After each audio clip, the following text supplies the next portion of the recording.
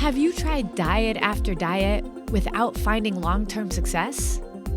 Well, believe it or not, it's not you. So many people think they know what they need to do to get healthy, but there's so much misinformation out there that many of us are sabotaging our health goals without even knowing it. Hi, I'm Carrie, a wife, mom, educator, and certified nutrition coach.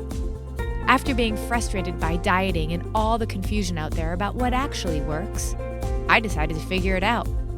And what I discovered on my journey challenged everything I thought I knew about nutrition. And the solution is actually much simpler than you realize. So now, I'm on a mission to disrupt everything you think you know about nutrition too. Welcome to the Diet Disruptors Podcast.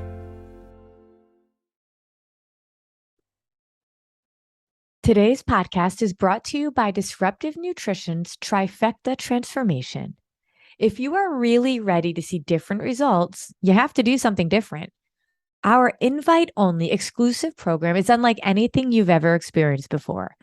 Think of it as nutrition and life coaching thrown together with unwavering targeted support, personalized programming, and a way to finally organize, well, your entire life. Because if we can't do something forever, we shouldn't be doing it now. So we have to teach you how to show up differently for yourself in ways you likely haven't ever done before. We don't tell you what to eat.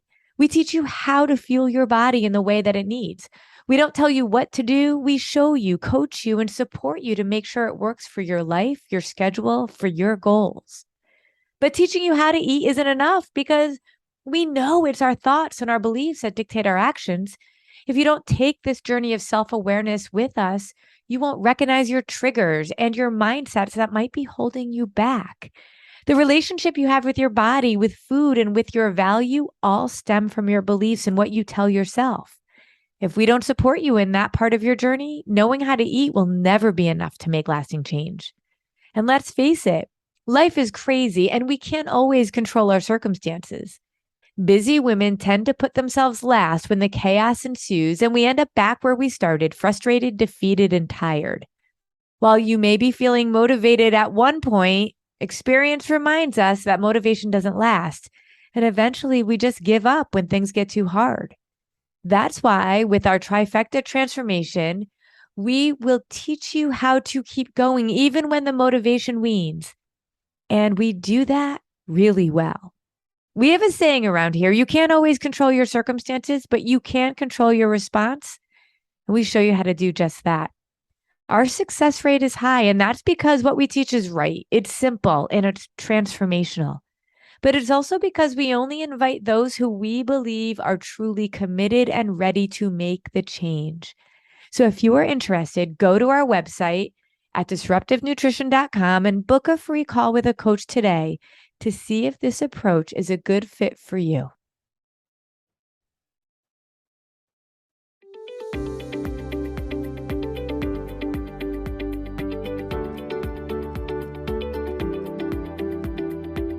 Well, hey, Diet Disruptors, Carrie here, and we're taking a little break from our Meet Our Coaches series that we've been doing. I hope that you've been enjoying them. Our coaches are incredible.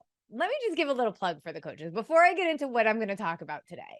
I'm real excited about that too. But we have an unbelievable group of coaches, over 17 coaches that work with us. And the reason I wanted to highlight all of them is because not one of my coaches ever came and said, hey, I'm interested in coaching with disruptive nutrition. They came to us because they said, hey, I am done going around the mountain. I am struggling. I need disruptive nutrition. And they chose to work with us as a client.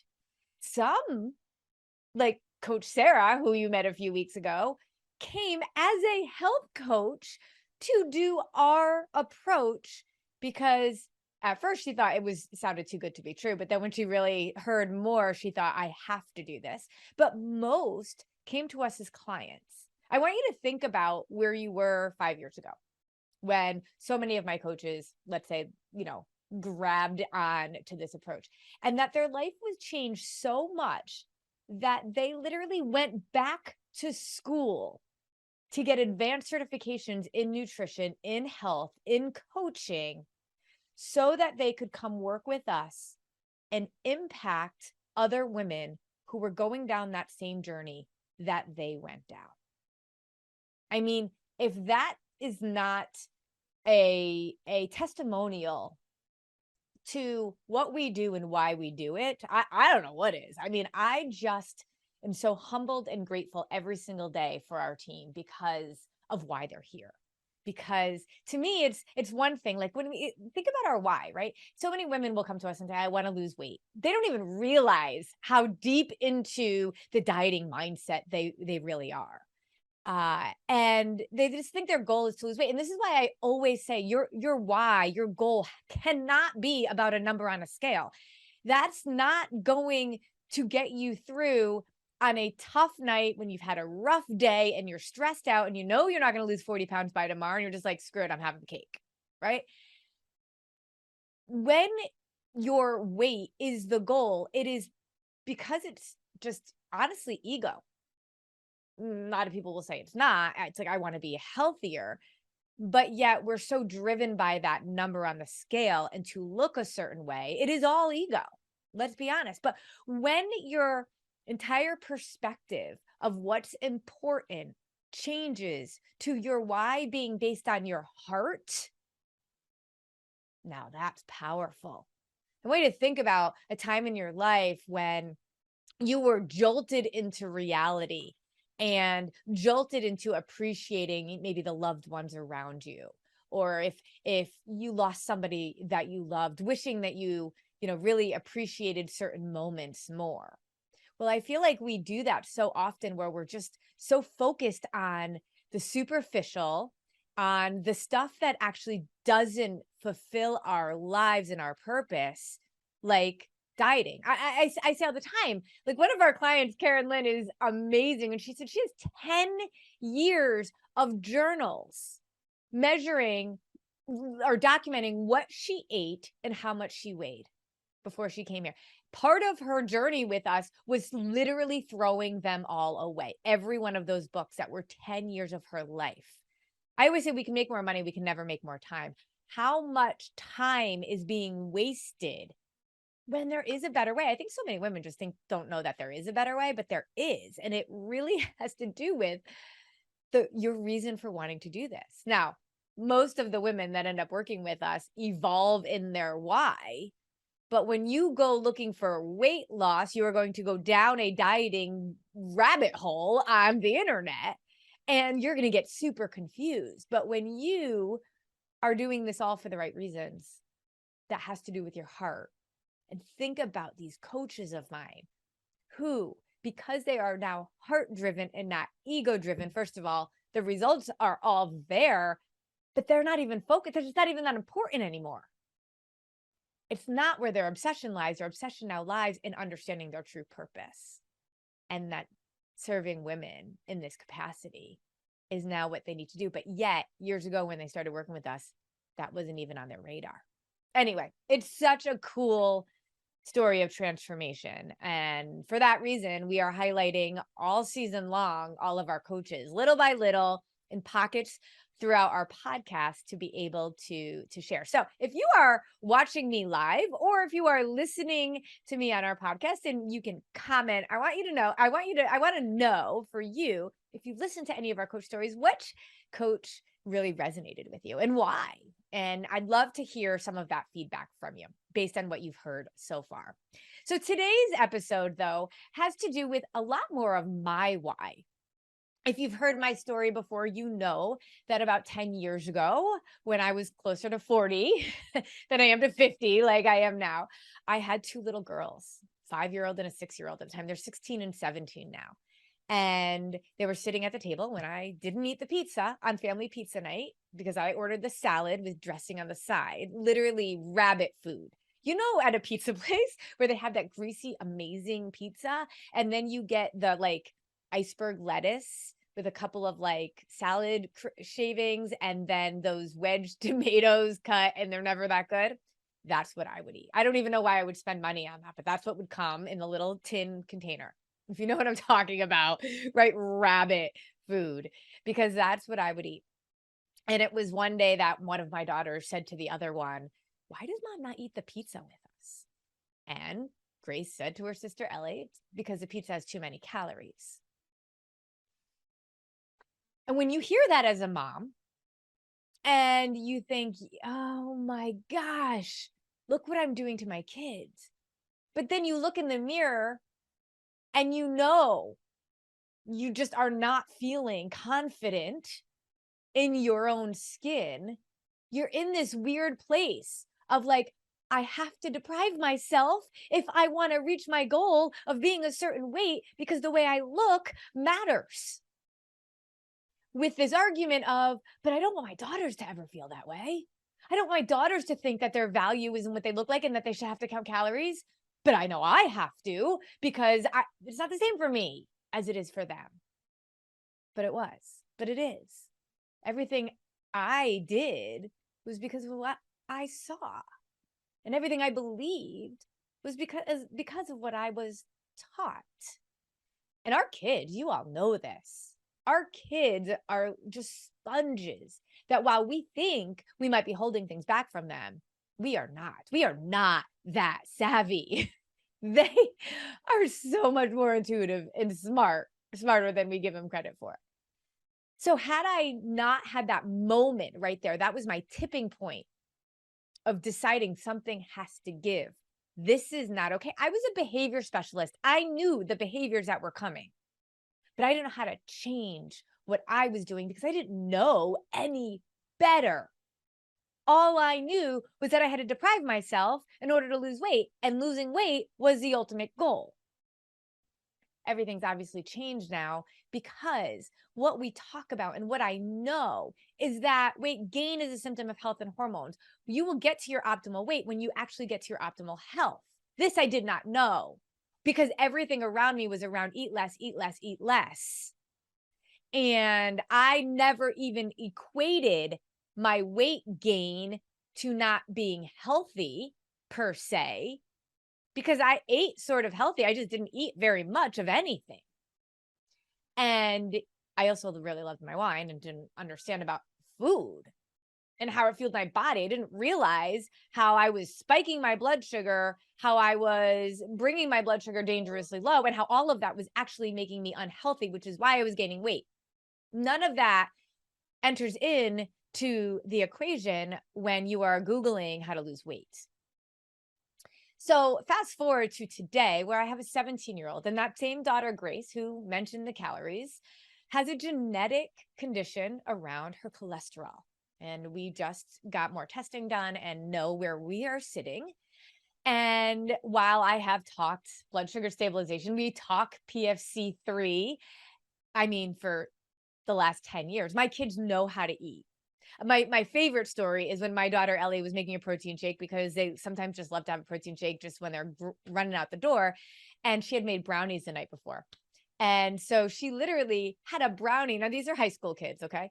Had a brownie in her hand and a shake. And she was running out the door to go to school. I go, wait, whoa. What are you doing? And she goes, protein, fat, and carb. See ya. And then walks out the door. And I'm like, okay.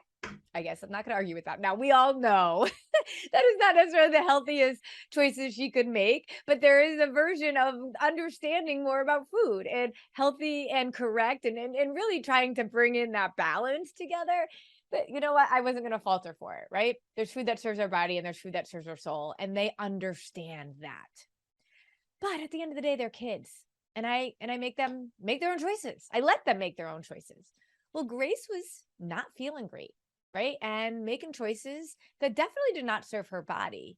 And the genetic condition that we know is going on with cholesterol was really kind of rearing its head. And so when we went to the doctor and we got tested, and granted, the doctor does not know, literally does not know about the nutrition piece. However, I give her all the credit in the world because she said, with a mom like yours, there's no reason why you are not taking a hold of your health. And I needed her to say that so she heard it from someone other than me.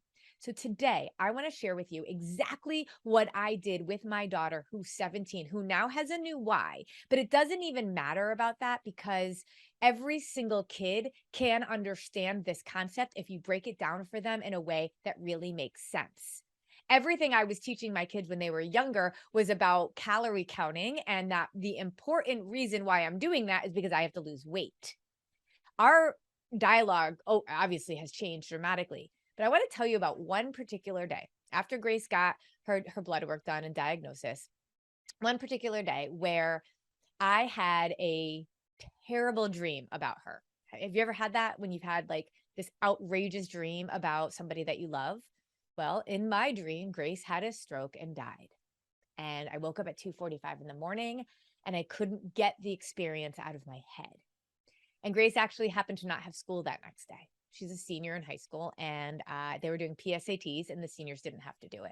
So I woke her up and I said, we're going out for breakfast. I canceled all my calls that morning and said, we're going out for breakfast. Now, I'm going to take a side for a second. Stroke, all metabolic disease, whether it's high blood pressure, high cholesterol, diabetes, heart disease, stroke, cancer, they all can be attributed to what happens when our blood sugar is not stabilized. All of them. Okay. Now, there's a lot of nuances and all of that around it, but just I want you to think about the fact that I had a dream that she had a stroke and died. So I'm sitting there going, okay, I got to get through to her, but I also got to I got to help her understand why I talk about PFC every three so much when it comes to her own health and her own needs. So I said to her, we're going out for breakfast. So we go out for breakfast and we start talking. She gets an acai bowl, which she loves, and we added some extra protein to it, like what we normally do. But we sat down and I said to her, Grace, what we need to do is really, I need to give you a full-on lesson about understanding blood sugar, understanding why blood sugar stabilization and eating in the way that I teach you how to eat is so important because you have a very big why. You are a senior in high school. You have a condition that at this point, at 17 years old, you should not have. And if we can get your eating and your exercise under control, the 6 spinning plates that I actually say, nutrition, exercise, water, sleep, stress, and supplements, when we can get all of those things spinning, you are going to be in a much better place. Now, I know it's not fair at 17 that you have to deal with this, but it is what it is, and we are going to move forward. So let me explain to you why. So I want to share with you how I explained blood sugar stabilization to her so that she could understand it. And let me tell you what a difference this has made. And I'm hoping that you might take notes, you might write some of this stuff down, because not only is it going to help you to understand it, but it's going to help you to teach it to your own kids in terms of why. Now, my kids couldn't have gotten this when they were really younger, but the high school girl, she got this. So I'm going to break it down really simply. So there's a whole lot of things that happen in our body when we have a glucose spike. We get a glucose spike when we have an influx of sugars. Okay. This is why people always say carbs are bad, because all carbs break down into sugars in your body, causing a glucose spike. When our blood sugar spikes, now this is where I was really careful with my daughter. When our blood sugar spikes, we gain weight. That is what I will often say to women, because at the time that I'm talking to a woman in the place that they are, that weight gain is the number one thing. But when I said it to my daughter, I said, when that glucose spikes, it wreaks havoc in your body. And for you, because you haven't been quite as, diligent around your blood sugar stabilization, and you have this genetic issue, it is going to wreak havoc earlier and in a scarier way because of this. So what happens? So when we spike our blood sugar, yes, we end up actually storing fat. Why? Well, when our blood sugar spikes, and think about this, like all the closets in your house. Okay. So you have stuff. We all need closets. I'm building a house right now. I need to make sure I have ample storage. But we are going to be downsizing from a large house to a small house. There's only so much stuff that I can bring with me into the new house, right? Or things are going to be all over the place. Well, that's what happens when you have a sugar spike. That glucose we need. Our body relies on glucose. That sugar fuels our brain. It gives us energy. We need it. And it will go and store itself in our muscles, in our liver. Great. That's good. But the excess, when there's too much, not enough closets, you're going to have the extra stuff in all sorts of places you don't want it. And what happens in our body? It stores it in our fat cells. Now, again, I'm talking to a teenager and I said, okay, so when it stores it in your fat cells, what happens when your fat? Yes, you'll get bigger. You'll start putting on weight. I'm not worried about you putting on weight in terms of the weight on the scale. I'm worried about what that weight means. That weight means your body is holding on to sugars because it doesn't want to let it go in your system. Your fat cells are amazing. They hold on to toxins when we eat food that does not serve our body on a regular basis, and they hold on to sugars. That's why we end up gaining weight. But I'm not as worried about your value is not in the scale. Your value is not in what you weigh. But when you are gaining weight, that was a red flag to me because it means there's a health issue going on. So when your blood glucose spikes and there's not enough room in your muscles or your liver, it doesn't use it right and well. It just has to go store that excess in your fat cells. And your body's going to start to slow down, your energy level, your cravings increase. So many things happen. In addition, what ends up happening when we have these crazy blood sugar spikes on a regular basis, we end up with that excess releasing something called free radicals. Go ahead and write in the comments free radicals if you're with me on here. Free radicals I call lightning bolts. They're like little lightning bolts that zap everything in its path. And it will do damage to your cells. And so the more and more damage for the decades, especially that us women have gone on, riding a blood sugar roller coaster, we're literally zapping and zapping and zapping our cells. Those free radicals that are all over the place are part of that contributing factor to all those health diseases, heart disease, stroke, cancer, metabolic disease.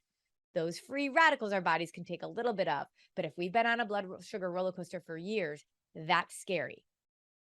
Said that to Grace as well. So understand when I talk about sugar not serving your body, I don't just mean it's not great for you. I mean, actually, it's like lightning bolts zapping away. Now, everything in moderation. Well, what does that mean? And I dig into that. When we are going to have sugar and candy, the beautiful thing is if we can dress that sugar up, carbs up with protein and fat at the same time. Now, we know we're not going to get nutrients. Like obviously a carb like an apple is going to serve our body better than a carb like a potato chip or right? Or chocolate, but and that's like a nutrition kind of a standpoint, but the blood sugar spike can be mitigated when we have a protein and a fat coming at the same time.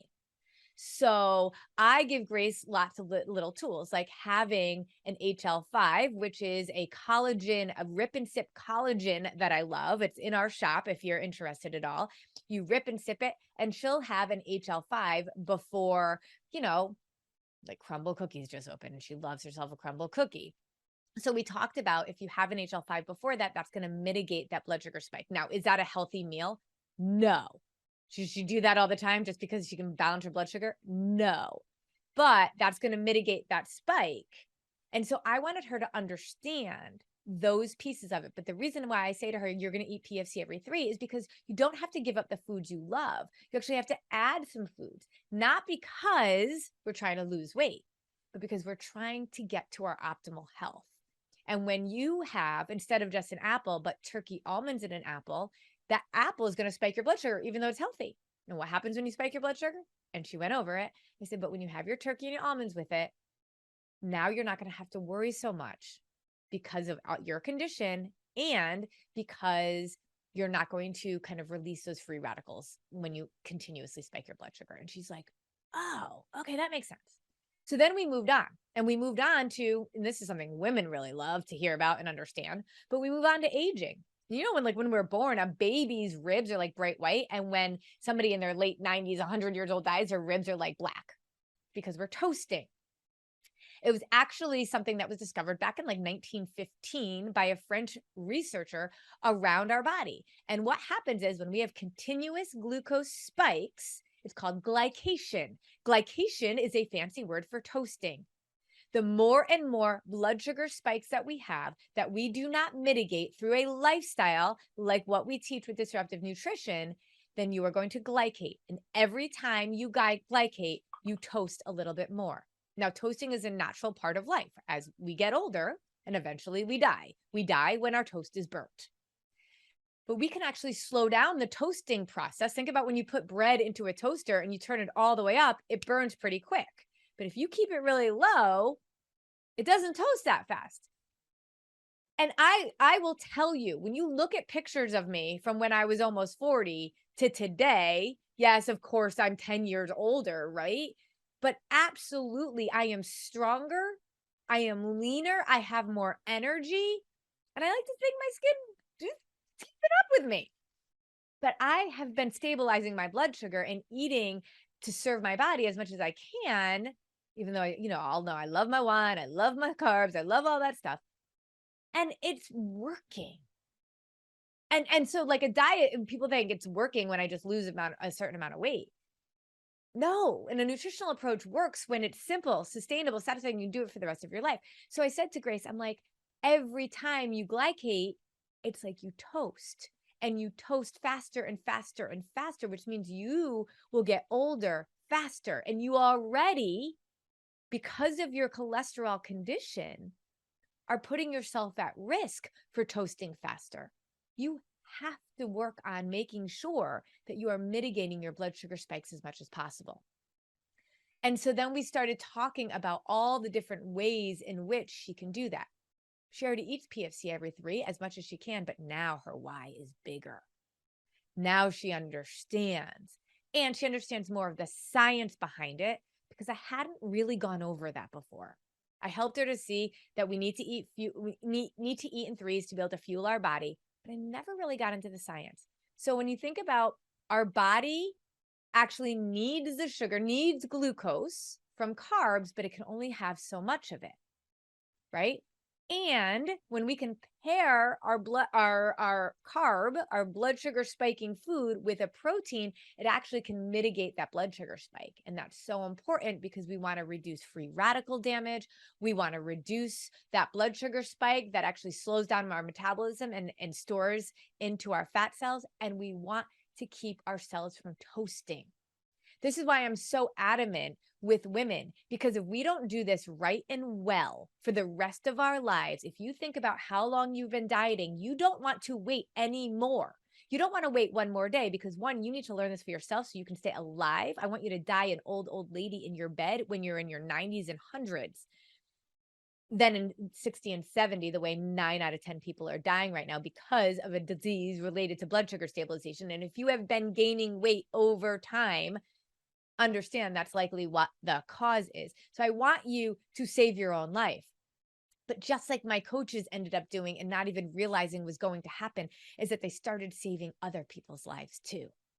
Really, what were we put on this earth for? To weigh a certain amount or to make an impact on others? So now you get to be that impact to your kids, to your spouse, to your friends. So it doesn't become, oh, I'm just doing this for me. This becomes, I'm doing this for heart-driven reasons. Ego, heart, you go heart. But you got to learn it and you got to understand it. You got to do it. You got to live it.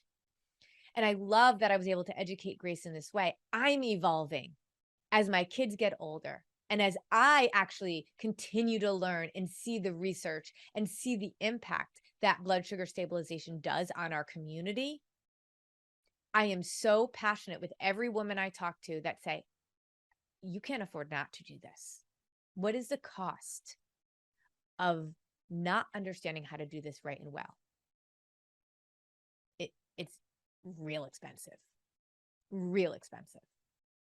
So understanding how I explained it to my daughter, I hope helps you understand it a little bit more, but gives you some language that if you have a child that, and again, little kids, I didn't need to go this, but when you have kids that are starting to be teenagers, these are the things that are important for them to understand because it is so important to know that while you think you're not sending messages around diet, body, and worth. If you're obsessed with your body, you absolutely are. And if you're obsessed with dieting, then you absolutely are. But also, you could not, and the community around us is already doing it. If your kids are on social media, if they're on the TikTok or the Snapchat or any of the things, I call it the snap face, they're getting those messages. You have to counterbalance those messages with significant discussions around what they need. Imagine, and again, I think about my coaches and they say, gosh, if I knew this when I was 20, if I knew this when I was a teenager, how different my life would have been. I say all the time that, like, we all want to do better for our kids than was done for us, right? But very often we talk about that financially. I want to give my kids more than what I had growing up. This is how you give your kids more than what you had growing up.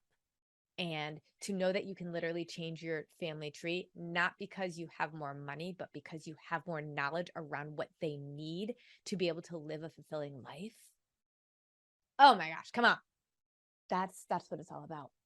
So Grace is now doing so well. She's put an exercise schedule together because she knows when she eats and when she actually moves her body, that all helps with everything that we're looking for, the 6 spinning plates: nutrition, exercise, water, sleep, stress, and supplements. She has her micronutrients, her vitamins. She knows exactly what she needs to be taking. She's taking her HL5 collagen to be able to balance that protein with the carbs. She knows how to eat PFC3. She's got her water bottle every single day at school. We are working hard on stress, which is a lot for a senior in high school, right? And really, she is like truly, truly taking a hold of her health for the right reasons. And I think when she goes to college next year, she's going to be light years ahead of every other kid that's there. That to me is worth everything. So if you have questions about how I explained anything to my daughter, what more you need to know to be able to explain it to your kids, put them in the comments. I'll engage in a conversation with you. Let's dig into this, because there's nothing more important on this earth than for us to serve a purpose of serving others. And it starts with ourselves. So I put our oxygen mask on first, then it can go to our kids, our spouse, and everybody that we influence. And who knows? Maybe you could be a coach too. All right. That's what I got for you right now. Let me know your thoughts.